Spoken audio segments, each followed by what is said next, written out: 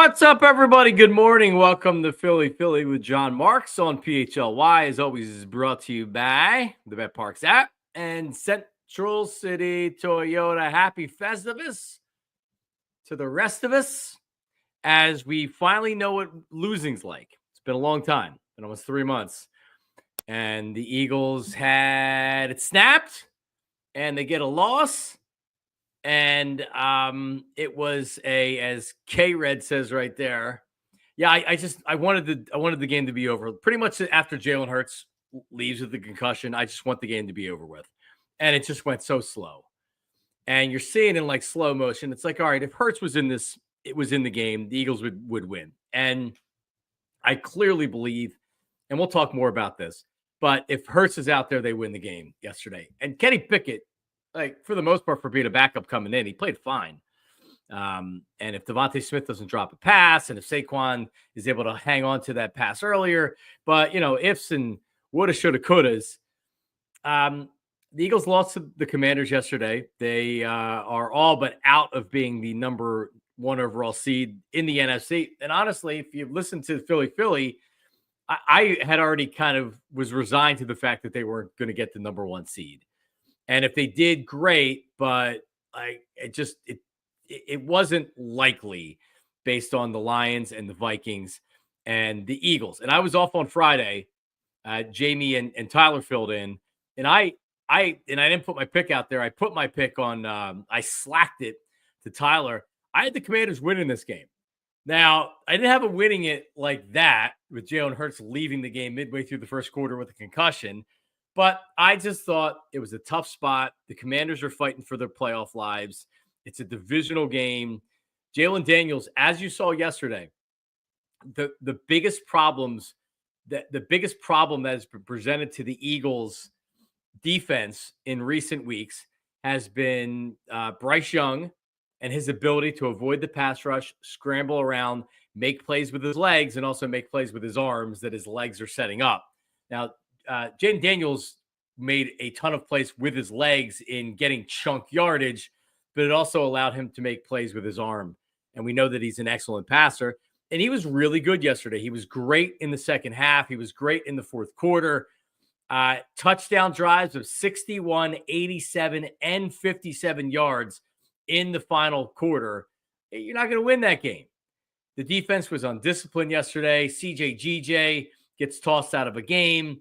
Jalen Carter with another penalty, unnecessary roughness on CJGJ. 12 men on the field at one point. 10 penalties for almost 100 yards. And give Washington credit. They made plays. And they end up winning the game. I mean, that last drive after Devontae drops it, and he drops the ball, and it's like, oh, man. Like, please, no. Like, no. Like, no. Now, if you had the Eagles covering the game, you were happy because it put them up by 5 points. But when you looked at it, you said, okay, there's plenty of time for Washington to drive down and to score. But, like, you're going to lean on your Eagles defense. You're going to say, all right, like, they can stop them. They've been great all year long. They just didn't have it yesterday. The secondary didn't look good. Quinyon Mitchell gave up a touchdown that we saw to McLaurin. We hadn't really seen that before. And with all this being said, this is okay. The Eagles didn't need the number 1 seed. Sure, I would love buys throughout the playoffs, but who knows what happens? Maybe they end up hosting an NFC Championship game. They could have won out. I wouldn't have been surprised if they won out. But losing yesterday isn't the end of the world. It's a division game on the road where their quarterback was making a ton of plays.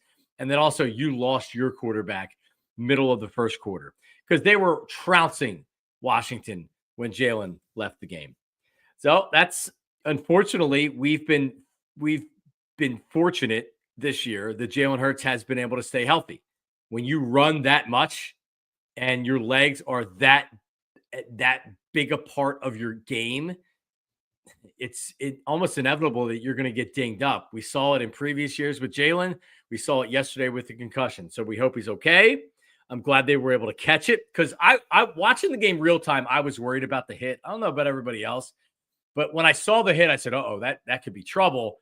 And Not that I expected Joe Davis or Greg Olson to have half of a clue.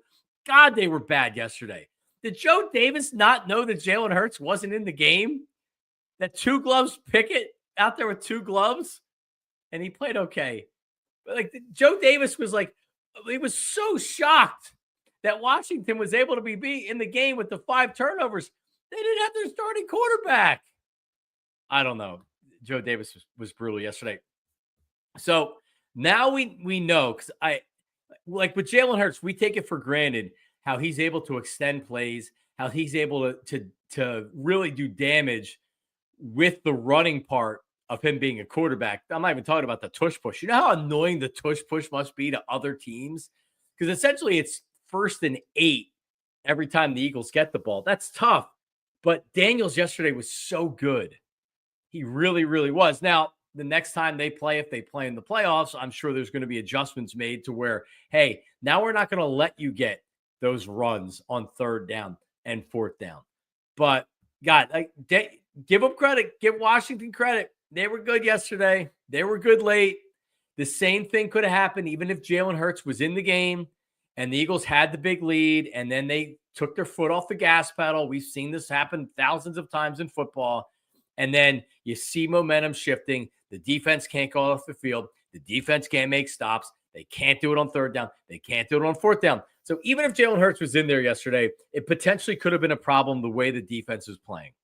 But once again, I am not worried about it. Chin up today if you're the Eagles. You're going to take losses. Week-to-week league. It's okay.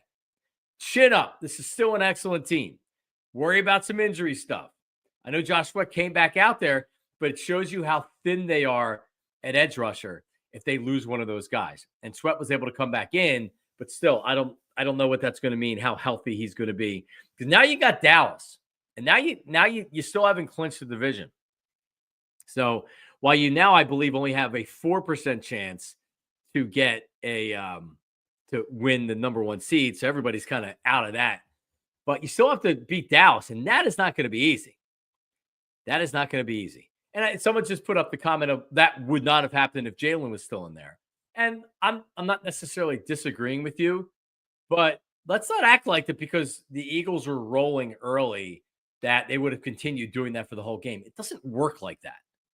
They still put up 30-some points. So, yeah, they still put up 33 points. Bad interception by two gloves Pickett. The drop by Devontae is a killer. And that's really just like it was earlier in the year with Saquon. Yeah, like it happens. These things happen. Still love this team. Still love everything about them. They got to clean up the penalties, the CJ stuff from yesterday. Then he's flipping off the Washington fans on his way out. He's an emotional player. This is the kind of stuff that you get with him. But as you can also see, when he's not in the game, he's a huge loss in the passing game.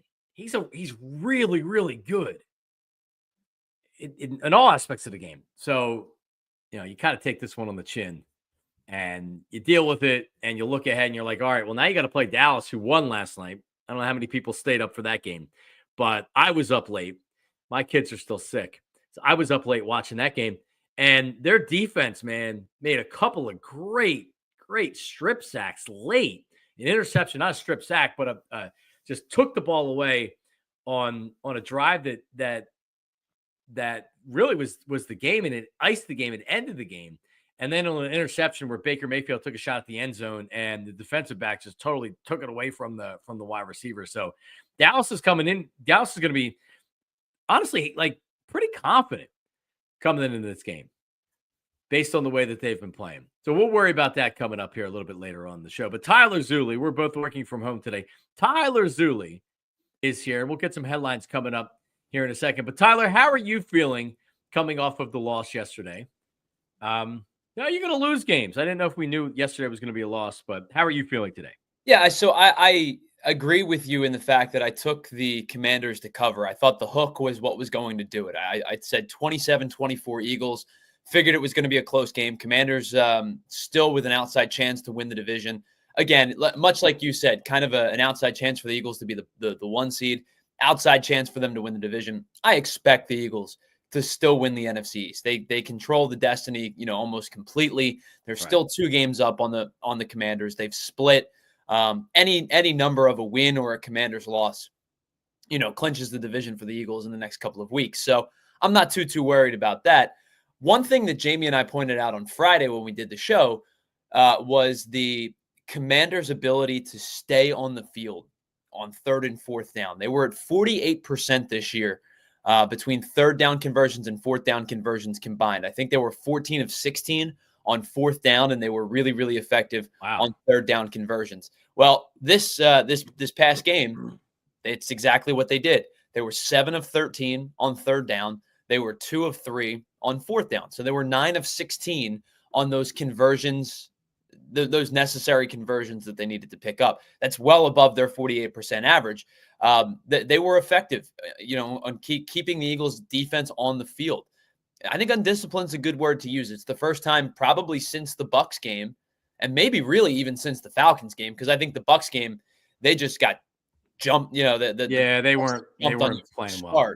But I really think since the Falcons game that the defense looked out of sorts at times, and it was strange to say, but I'm in agreement with you on this one. I flushed this game. It was a bad game. I realized that the Kenny Pickett extravaganza is not going to be super exciting if Jalen Hurts misses any extended period of time. I don't particularly like Kenny Pickett as a viable starting quarterback in the NFL. But I think that this is a game that you can kind of flush, and they get a little bit of the benefit of the doubt because they had won 10 straight. It's a good Washington team. They're on the road. There's a very strong likelihood that this is going to be your first round opponent in the playoffs. Yeah. It's either them or the Green Bay Packers. Like, that's pretty much who it's come down to. You're going to play a good team in the first round of the playoffs. Now you're going to be at home. The likelihood is if you win this weekend against Dallas, you can kind of pseudo rest your players against the Giants in week 18 because you're going to be locked into the 2 seed at that point. So a lot of things can go your way, but you are going to play a good team in the first round of the playoffs. So listen, they got kind of punched in the mouth yesterday for the first time in 10 weeks. I'm okay with flushing this game, assuming the defense gets back to the disciplined style of football that they've played over the last 10 weeks, the defense that we've come to expect from this team. And assuming Jalen Hurts is healthy, I think that this is a game that you lost on the road to a good team. Yep. Division opponent. This stuff's going to happen. Now you wonder, and I didn't see a line out because they're probably unsure of Jalen Hurts and his concussion situation, which is obviously concerning anytime there's a head injury. But yeah, so now you need to win one more game. Luckily, they played the Giants the final game of the season. So if you need a win, those guys aren't going to be playing to win the game at all. They got smoked yesterday by the Falcons. So at the very least, this, like the Cowboys are playing with some confidence, even without Dak Prescott, and their offense doesn't necessarily look great, but their defense is playing with purpose right now. So we'll worry about that because it just is the day after yesterday's loss. Am a little bit worried about the defense as far as the depth on the defensive line and getting to the quarterback. Nolan Smith looked good again yesterday, but still, you're now relying, if Josh Sweat goes down, now you're relying on guys that were on the street a couple weeks ago coming in and giving you legitimate snaps. I know the snap counts out there. I was briefly looking at it before we came on, but I mean, there was one guy out there. I don't even know if he was on the team. I don't even know his name right now. It's concerning when you get an injury like Josh Sweat and he's out of the game, and now it's like, all right, well, now what do you do? Especially going into the playoffs. Yeah, I think obviously everybody's snap counts rise up when a player, gets injured, right? So like Jalen Hunt yesterday played 37 snaps. He played 54% of the snaps. That's a guy that is going to be one of the benefactors of playing time, of course, if one of your other edge rushers goes down. I think Jalen Hunt right now is best suited in a rotational role. 54%. If it gets any higher than that, you're talking about a guy playing 60, 65, maybe 70% of the snaps for a defense. Is he ready to take on that kind of role as a rookie from a small school who's looked impressive at times? And he looks like he looks like he belongs on the field with some more tutelage and some more game reps. But like everybody bumps up a spot. And do you want a guy like Jalix Hunt playing 50, 55% of the snaps, or do you want him playing 65, 70% of the snaps? That's where depth gets questioned. But I think Josh Sweat should be okay. I think.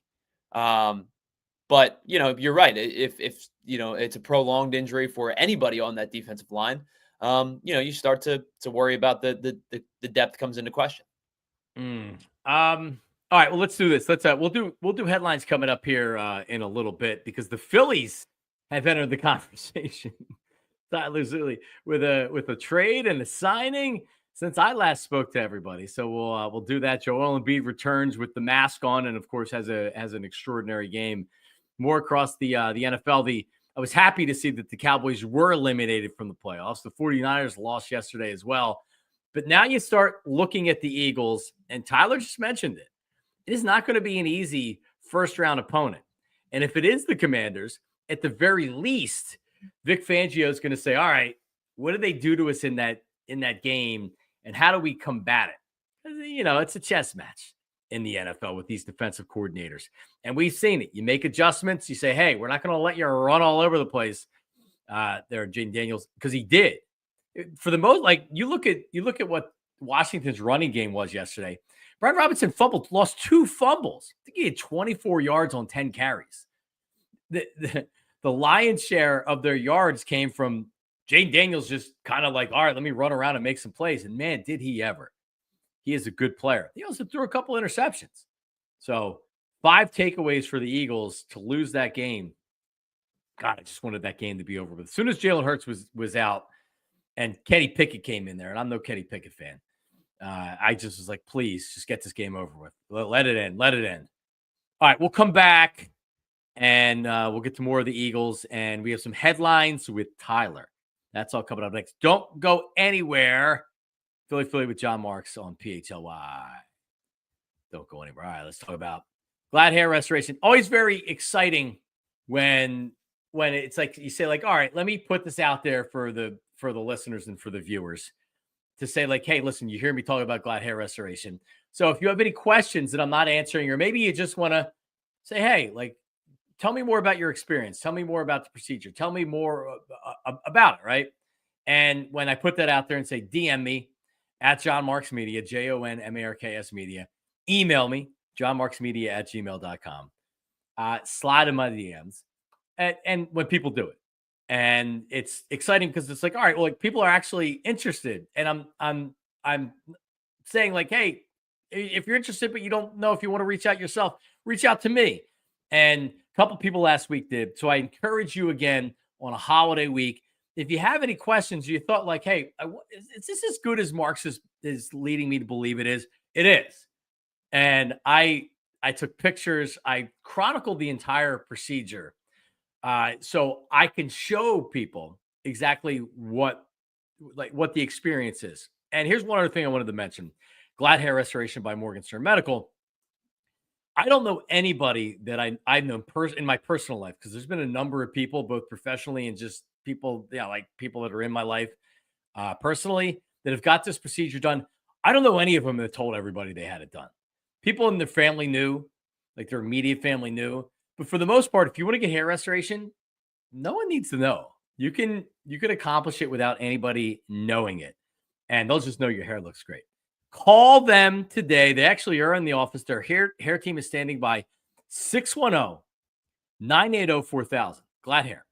610-980-4000. Or the site, GLAT, G-L-A-T, hair, MCTR.com. GLATMCTR.com. Check out their website. All right. Oh, man. Flu shots. Get your flu shot, man. This strain, this flu A, is no joke.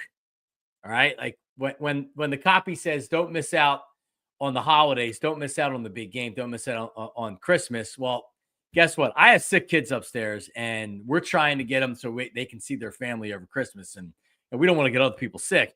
That's why you should get your flu shot right now at Rite Aid, because it does protect from the flu strains. And every year, the flu strains are a little bit different. So it's going to reduce a child's risk of severe life-threatening influenza by 75%. So you can help protect your family by getting flu shots at Rite Aid today. And while you're there, stock up on cold, cough, flu, allergy essentials, all their deals. You know what I did? True story. So there was Lucky Charms and Cinnamon Toast Crunch on sale. They were $2 a box. And I just couldn't help myself. So I bought 4 boxes total, 2 of each, even though I have plenty of Cinnamon Toast Crunch at home. And I hate giving them Lucky Charms because all they want to do is eat the marshmallows. I couldn't help it. $2 for a box of cereal. You're saving like $2 a box. But that's what you get at Rite Aid. So all your stuff if you're sick, for your allergies and everything else, but also like really good things. They have great deals, coffee, all your essentials right there. So get to your local Rite Aid today. Walk in your local Rite Aid or schedule at riteaid.com. State, age, and health restrictions apply. Ask your Rite Aid pharmacist for details. Hooah. All right, there you go. We're back. How did people feel on that last drive of the game? After Devontae drops the pass, which would have ended the game, by the way. After he drops the pass, which is this one of these situations where he was just too open? If he would have had somebody that would have been half grabbing his jersey, or would have been riding up on the back of him, like wouldn't he have caught it and went down, first down, game over? Because he was so wide open, now he's thinking about, I'm running after I have the ball. What am I going to do? He was too wide open on the play. So that happens. Jake Elliott actually, all right, so positives. Jake Elliott kind of looked like our old Jake Elliott, right? It was fine. He hit 4 field goals. He hit one over 50. That last one was over 50, right? Had a 50-yarder.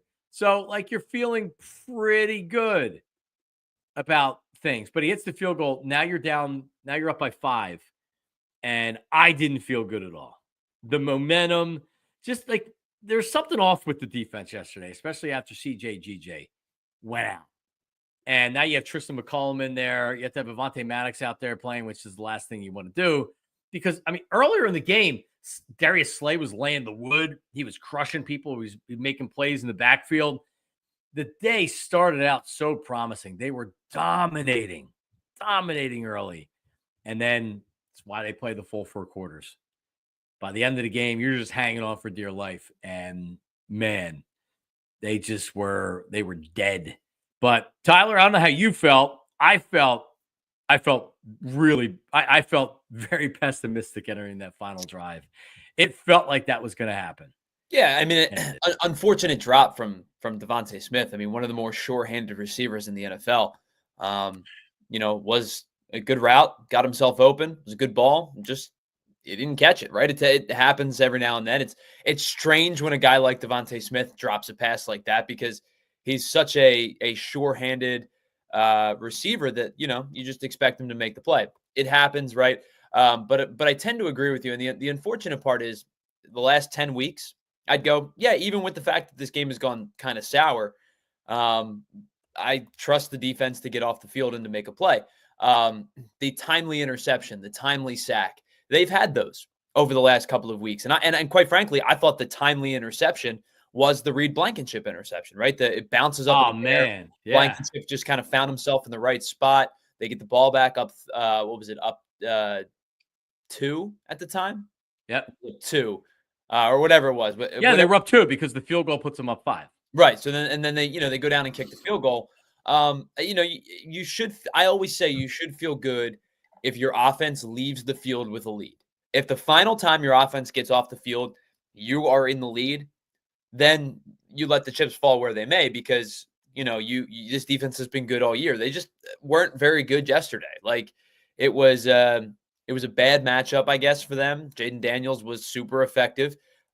He was good on the ground. He was good with his arm. He kind of shook off a couple of different, twice shook off turnovers to have some really successful drives, including the game winner. A lot of things, unfortunately, went wrong for them yesterday. It was just one of those games that I think caught up to them all at once. Did I feel good heading into that drive? Not particularly. No, I don't know. I don't know who could. All right, let's get to some headlines here with Tyler. Tyler, what do you got this morning? Yeah, of course, our headlines are brought to us by our friends over at Glad Hair Restoration because they're not just about restoration, it's about innovation as well. And if you want to improve how you look and how you feel, head on over to gladhairmctr.com or call 610-980-4000 to get started. We got a couple of games to talk about, but the big news over the weekend, as you made mention, was the Phillies dipped their toes back in the trade market over the weekend, yesterday, in fact, as they make a move with the Miami Marlins. They acquire starter Jesus Luzardo in exchange for two prospects. Their number 4 overall prospect, Starlyn Caba. Their number 23 overall prospect, Emaarion. Jesus Luzardo comes with 2 years of arbitration control left. He becomes an unrestricted free agent after the 2026, heading into the 2027 season. Only 12 starts last year, a 5 flat ERA, but that was due mostly to injury, elbow inflammation early in the season, and then was it a lumbar issue, I believe, Yes. that shut him down in June. He only made 12 starts. 2023, if you go back to his 2023 numbers, he was excellent, 208 strikeouts and 175 innings pitched. On the surface, I like Starlyn Caba. I think he's going to be a good player. But on the surface, this feels like a really, really good move for the Phillies. Yeah, agreed. It sets up your rotation for next year. It makes you really, really deep. I guess my initial reaction was this means that Ranger Suarez is going to get traded. But after kind of reading and on second thought, I mean, like maybe not. It makes you really lefty heavy, considering you would have Sanchez, Suarez, and Luzardo. But does this mean that Painter, when he comes back, is he like? Are you running a 6-man rotation? Is he not starting? I don't know. I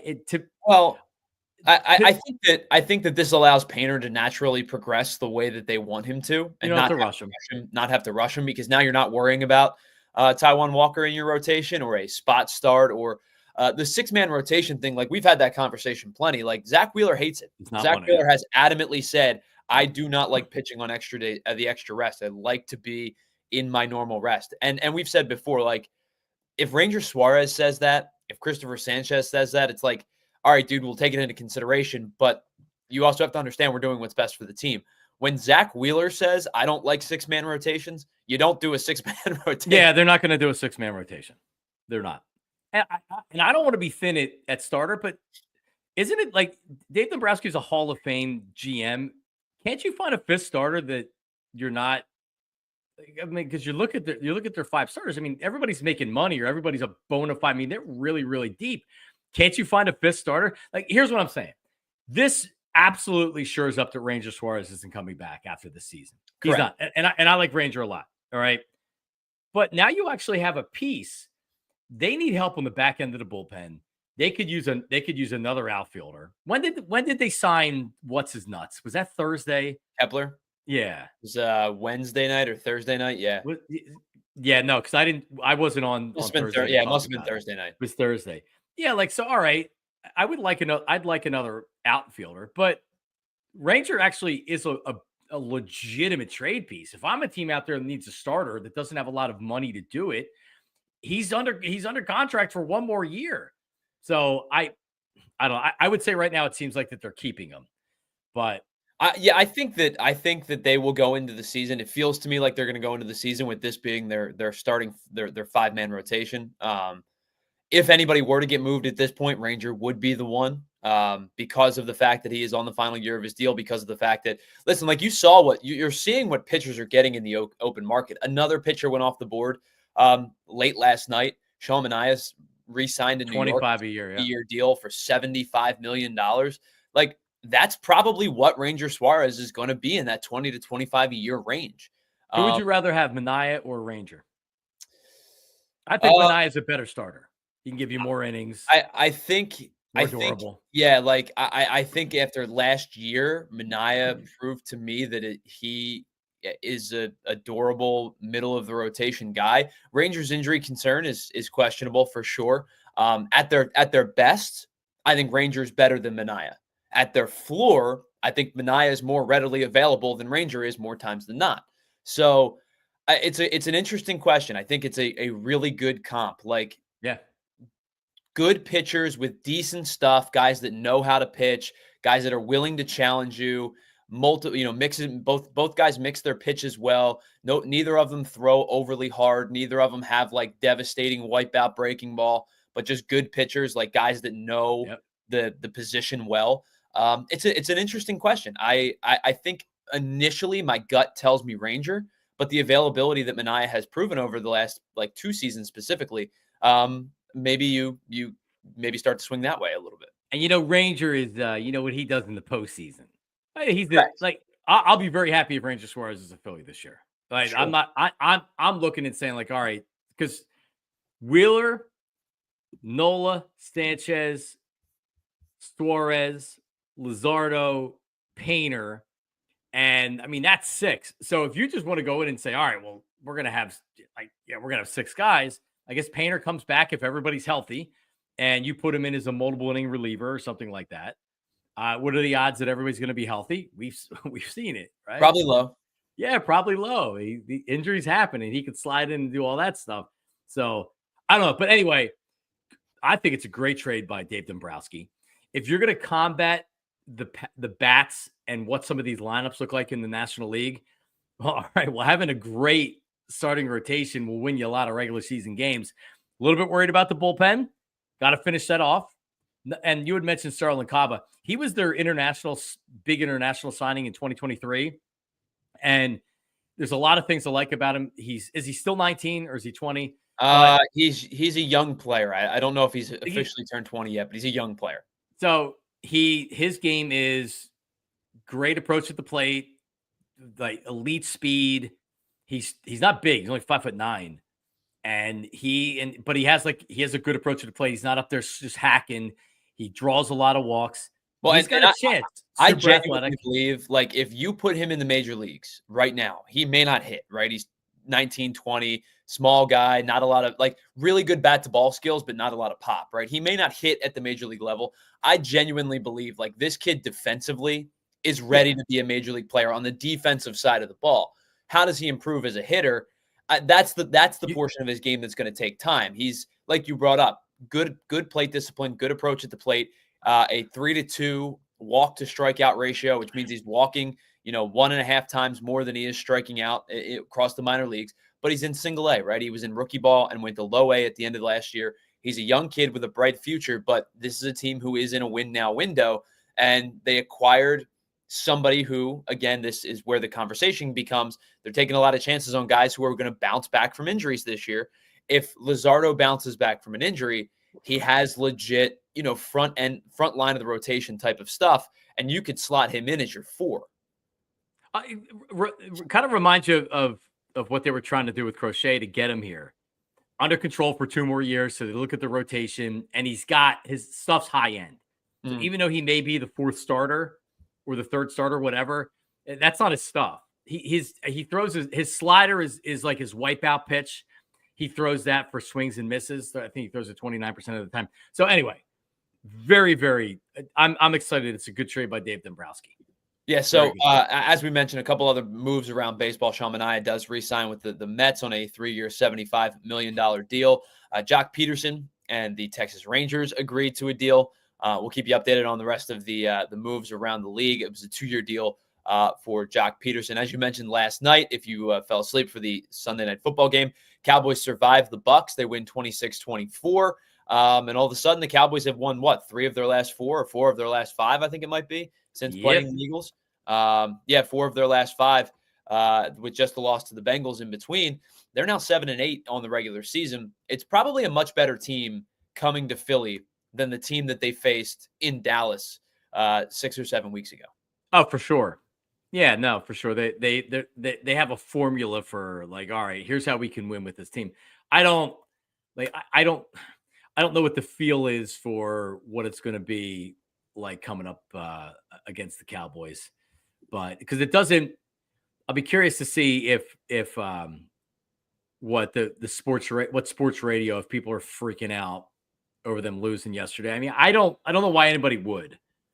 Nothing that happened yesterday, other than if you're talking about injury, to me is concerning. You weren't likely to get the number 1 seed. And by the way, Tyler, I remember in previous years, and I remember doing this a lot, where before the Eagles had a Super Bowl, it was always They got to get the number 1 seed. You need home field. You need the first round bye. That's how you win in the NFL. And this was when they had 2 byes. But that's how you win. You win with getting the bye. You don't play that extra game. You're at home field advantage at the link, and that's how you go to the Super Bowl. You win a Super Bowl. I don't feel like that with this team. To me, as long as you're winning the division and you're playing almost all your games at home, this team's good enough to win without having the first round bye. So during this whole process, I never had oh my God, they need the number 1 seed. How are we getting the number 1 seed? No, it'd be great if they got the number 1 seed. But to me, this team's built to win, number 1 seed or not number 1 seed. Yeah, I think there's 5 really good teams in the NFC. And I know the Bucs lost last night, and they are one of those like dangerous type teams. Like they're not as good as you, but they could play spoiler in the postseason. But I think there's 5 really good teams in the NFC. 3 of them happen to play in the NFC North, which means that 2 of them are going to be wild card teams, right? And so that means there is a 66% chance that you see one of those teams in the postseason, at least in the first round. Now, I don't think it's going to be the Vikings. I think the Vikings or the Lions, whoever doesn't win the division, is going to be the top wild card team. But that leaves the fact that there's a pretty strong likelihood that the team you play in the first round of the postseason is either Green Bay or Washington for a third time, right? So you're going to play a good team in the playoffs. You're going to play a good team pretty much every round of the playoffs, unless somebody sneaks in unexpectedly, which I don't even know if that's even plausible. I don't know either. I mean, they haven't clinched yet, obviously, but I don't think you could face anybody else. Right. So because Minnesota's going to be the number 1 wild card, or Detroit, they're going to be the number 1 wild card, and then it's coming between the Packers and Washington. So like the Bucs have 8 wins. Yes, correct. But they're leading the South, right? So they're going to be the 3. So right now the Falcons, I guess, have a tiebreaker. Oh, they do. Okay. They would be, and the Rams are the right. So none of those teams are winning a wild card. No, I think both Green Bay and Washington, or Green Bay and Minnesota, or Washington and Minnesota, like those teams are going to go on the road and beat those division winners. Like the Bucs and the Rams, I don't believe will win their home playoff games. I think you're going to see 2 wild card teams advance in the NFC this year, and whether it be a combination of Washington, Minnesota, and Green Bay, like the 2 divisional round games, the hosted divisional round games, should be in Detroit and Philadelphia, but it's going to be against 2 good teams, right? It should be the Eagles and the Lions, and then is it going to be the Vikings and the Packers, the Vikings and the Commanders? Like what combination of those 3 teams find a way to advance? Because I think they should beat the Bucs or the Bucs / the Falcons and the Rams. Yeah. All right, we'll come back and we'll give you all the scenarios with that, and then this is our final show before Christmas. So we'll wish everybody a Merry Christmas, because today is Festivus. If you celebrate Festivus, I know tonight Tyler's going to tell you coming up, because there's a big Festivus party that's going on before the Flyers game, during the Flyers game. So that's all coming up. We'll do that right after this Philly with John Marks, PHLY. Oh, hey, what's up? Hey, I am John Marks. Central City Toyota, Uncle Jamie's college football picks. Oh, how about the college football playoff? Oh, I told you they don't need more teams. You watered it down. Those games were terrible on Saturday. Even if you're a Penn State fan, they annihilated SMU. But Uncle Jamie, he was on point with his picks. All right, so he's the general manager of Central City Toyota. I've been a customer since 2005, so we're going on 20 years. When I bought my first car, a Toyota Corolla, a 5-speed stick, and I drove that car many, many miles. And now I'm driving a Highlander. My wife has a Sienna. We're Central City Toyota customers. Right now it's Toyotathon. So if you're looking for a certified Toyota, he's got them priced to move. Great selection. Check out everything that they have. CentralCityToyota.com. Their entire inventory. Also, during Toyotathon, they have great service deals. You need new tires. Maybe your car's coming up for inspection. Buy 3. Get the 4th tire for free. That's going to save you a lot of money. I just bought tires. It saves you a lot of money. CentralCityToyota.com, right there in the heart of University City. 55 years on Chestnut Street. How do you stick around 55 years? You're a hell of a dealership. You're a great business. And that's Uncle Jamie. That's Central City Toyota. Just walk in and say, yo, Uncle Jamie, where you at? or check them out online, centralcitytoyota.com. All right, how about this? We got 2 days left. If you're a Christmas shopper, I know Hanukkah, I believe, is the 25th as well this year. Well, so you're thinking like, all right, what's the final gift I can kind of get to finish off the season? Like you've already done a lot of your shopping, but you're like, all right, I could use one more good gift. How about this? Get the gift of headline entertainment this holiday season and get a gift card from the Excite Center at Parks Casino. That's right. Purchase gift cards for concerts and comedy at the Excite Center or one of their great restaurants, the Liberty Bell Beer Garden, the Parks Grill Steakhouse, and more. Parks Casino, my casino of choice, right there, right off of 95, right in the Philly burbs, less than 2 hours from New York, so close to everybody in Jersey.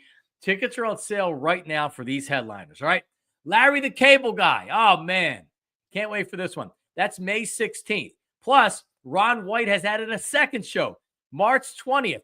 Coming up here shortly in February, Jerry Cantrell from Alice in Chains. Actor Jerry Kine from Curb Your Enthusiasm. That's January 14th. And Shaggy. We're only a couple weeks away from Shaggy. January 18th.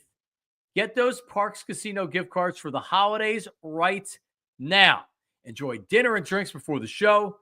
Man, Bamboo Noodle House is amazing. The Parks Grill Steakhouse and the Liberty Bell Gastropub has burgers that are unbelievable. Great wings, too. ParksCasino.com. Buy tickets for all shows. Parks Casino, this is how you win. You must be 21. Gambling problem? Call 1-800-GAMBLER. There you go. All right, so think about this. It is possible that the Vikings or the Lions could have 14 wins, or it's not, in fact, it's not possible. It's likely that one of two teams is going to have 14 wins and be a wild card. And then you know what people are going to be talking about? They got to change the rules. You can't have the Falcons and the Rams hosting a home playoff game against a team that has 14 wins. This doesn't make any sense. Let's change the rules. It is crazy to think that somebody's going to have 13 or 14 wins and be playing on the road as a wild card. But how that lines up now, Tyler, and you look at the rest of the NFC, like some years you look with the wild card round, you look at it and you're like, oh man, you got an 8-win team or a 9-win team in there. Like this isn't going to be a very competitive game. This is going to be a very competitive playoff because as we mentioned before, the Commanders and the Packers are essentially locked in, although not clinched yet. They would have to lose out to not be the wild card teams. Packers right now at 10-4, the Commanders right now at 10-5. So the likelihood of the Eagles being the number 2 seed and playing the worst wild card team is actually going to screw the Eagles because they're going to play the Commanders or the Packers. And you already played these teams so far this year and you beat the Packers. So it is not an easy draw to start off for the Eagles. And I hadn't thought about it till right now. I believe the stat is if both of those two teams, the Lions and the Vikings, end up winning at least 14 games, which feels pretty likely, they will be whichever team does not win the division will be will pick up the most wins in the history of the NFL without winning their division. So the record right now is held by Tennessee Titans back in 1999. They were 13-3 that year. And were the wild card team because the Jags were 14-2 in the 99 season. Now, I don't mean to derail the show, but you want to hear a crazy stat about that 14-2 Jaguars team? Yeah. So that Jags team ended up finishing the year 15-3. They lost in the AFC Championship game. They won 15 games that year against teams not named the Tennessee Titans. They were 0-3 against the Titans that season. The Titans ended up going to the Super Bowl, losing to the Rams. But the Titans beat them twice in the regular season for their only 2 losses and in the AFC Championship game to go to the Super Bowl. Yeah, so that Jags team went 15-3 and went 15-0 against the rest of the NFL. Yeah, those Jags teams never ended up winning anything, but they won a ton of regular season games. Mark Brunell. Yeah, they came out of the gates firing. Yeah, as a franchise. Yeah, normally it's supposed to take a lot of time. Mark Brunell. Fun story here, Mark Brunell. The Eagles were actually close to acquiring Mark Brunell, and they couldn't agree on compensation, and he was traded to the Jags. And at the time, it was kind of like a sore spot because the Eagles didn't have a quarterback. This was before Donovan.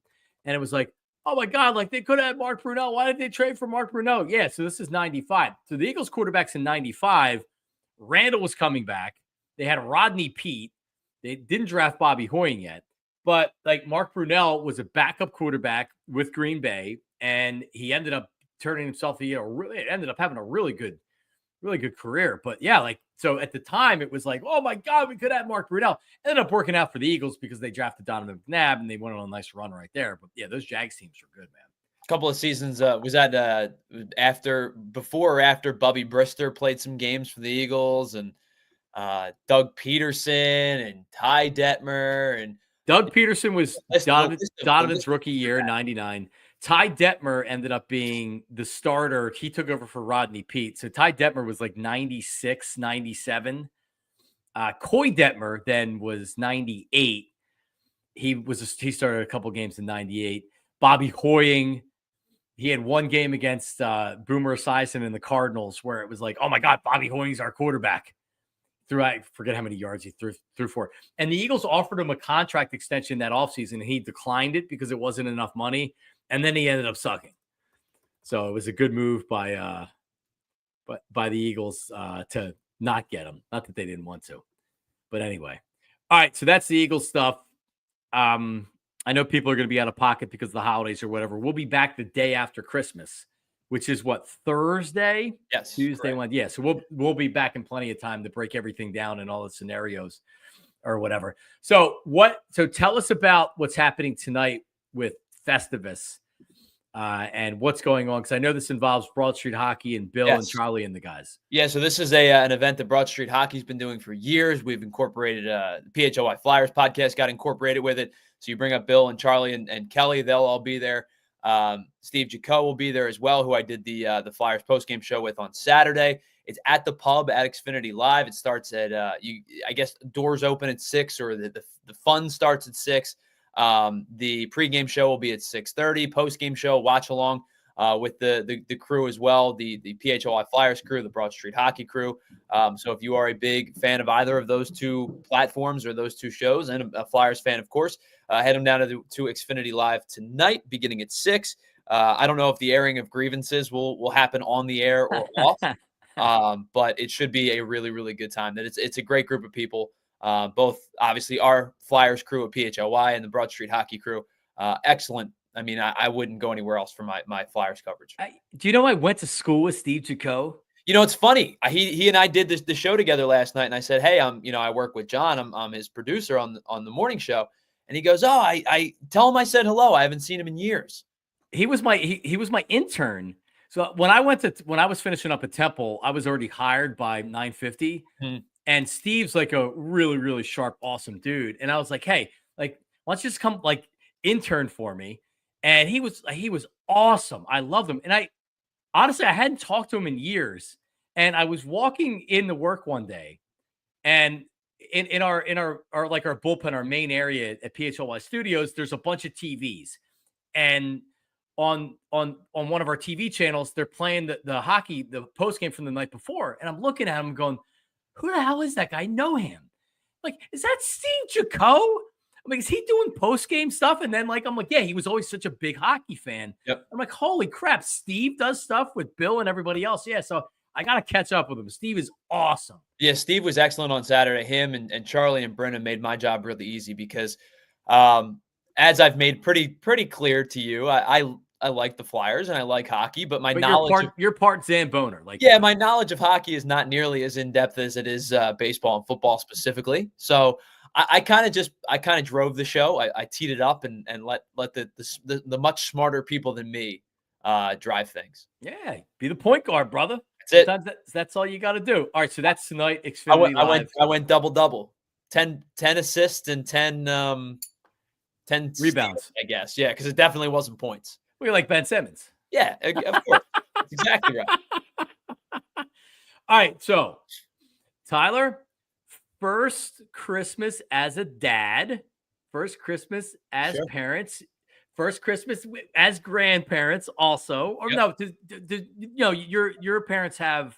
So my son is the first on my family side. Okay. And He's the second by about 4 weeks on my wife's family side. So I knew there was I knew that was something like that. So my wife's parents became grandparents twice in the span of like a 5-week period. Wow, that's a lot. Yeah.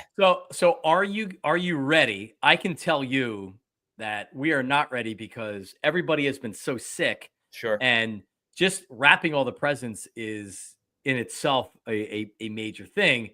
But how are you guys ready for the first Christmas, or is everything wrapped? Yeah, I mean it's not going to be much. I mean, we got him some things, right? Like and then Santa will come, of course, for a couple of deliveries that on Christmas Eve night. But like we're not doing a ton with him.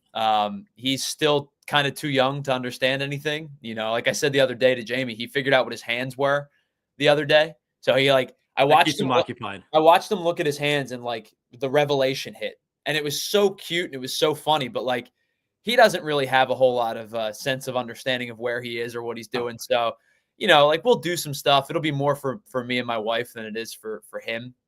It'll be like memories more than anything. Yeah, you got pictures. We always go back every year. We go back and we look at pictures. Like, oh well, let's look at Christmas 2 years ago. What did it look like, right? So yeah, my daughter, it's her birthday tomorrow. She was born Christmas Eve. 2015. So she turns 9 tomorrow. Oh, well, happy early birthday.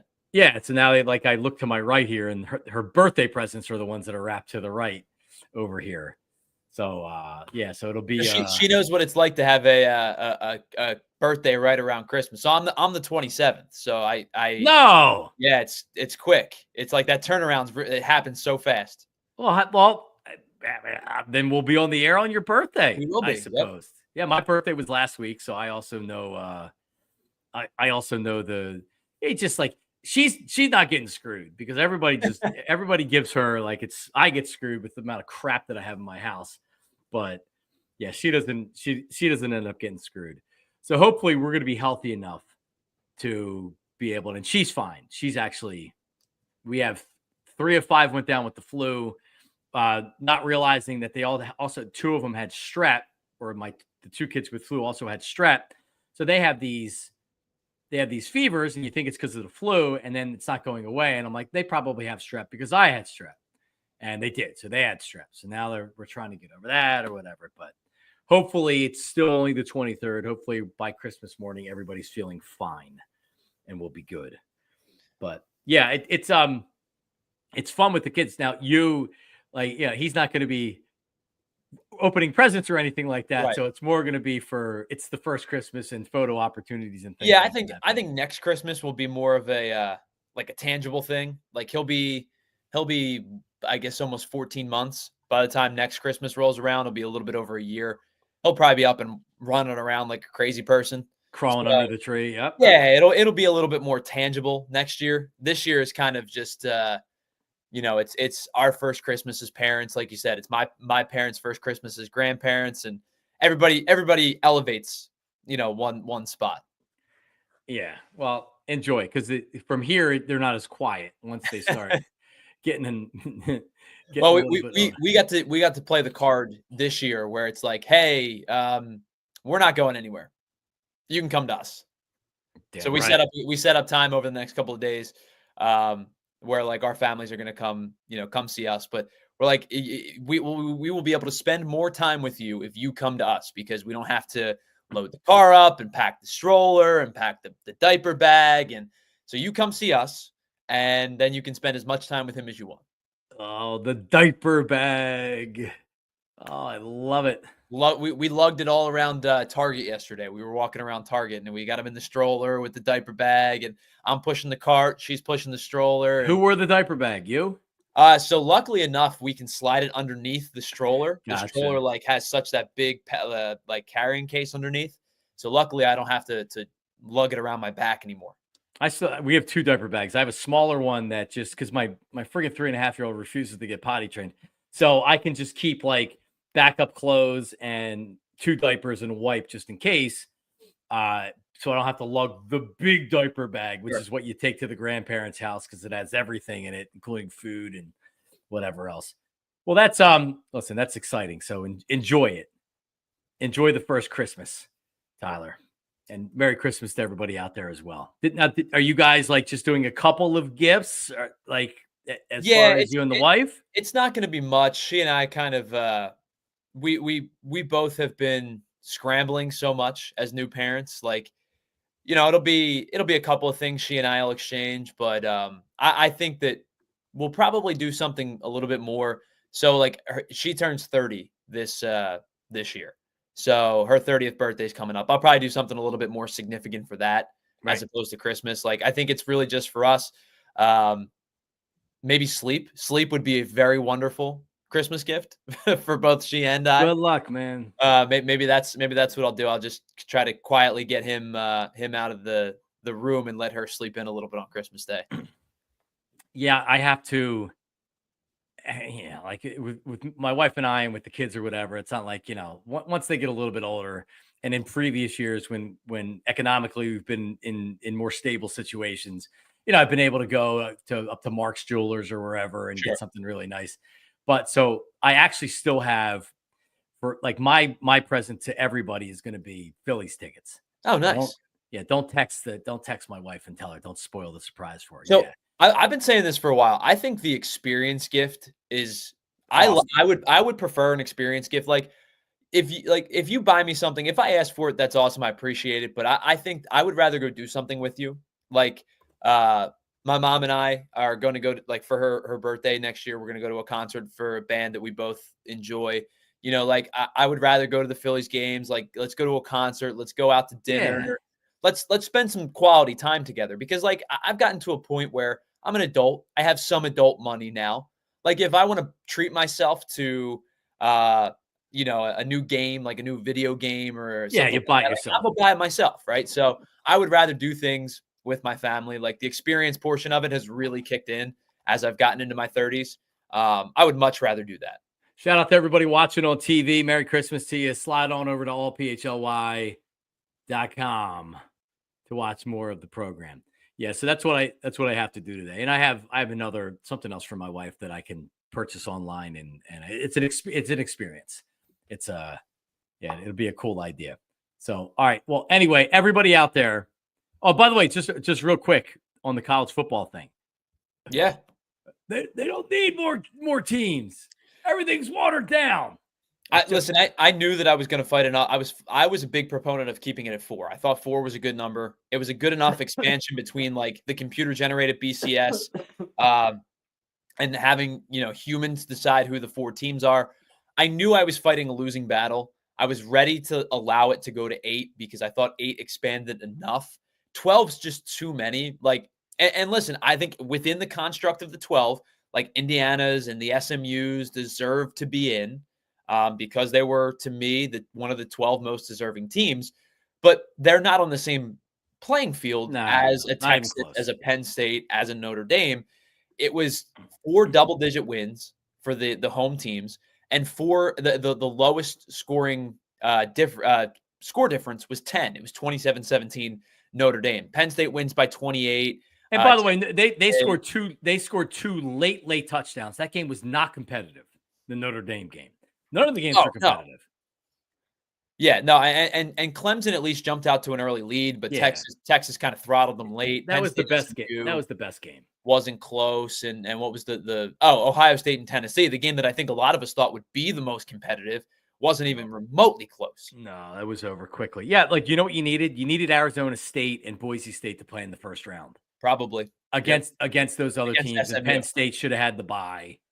Right, and Texas should have had the bye, because Clemson, Arizona State's a much more competitive game than, and that was actually one of the most competitive games. Yeah, so shout out to Penn State, impressive victory, a couple early pick sixes in the game, and it's like, oh, this is not going to be a clean game for SMU, and it wasn't. So. Yeah, because the Penn State offense wasn't particularly strong in the first couple of drives. I mean, they stalled out a couple of times, and if you remember too, SMU had kind of like a crackback play action 4th down opportunity where if Kevin Jennings just picks up the first down, they might score on that drive. If the guy doesn't drop the ball, they do score on that drive. Like, SMU very realistically should have gone up 7-0 early in the game. And that 4th down conversion, I think or lack of 4th down conversion, I think really kind of swung the whole game.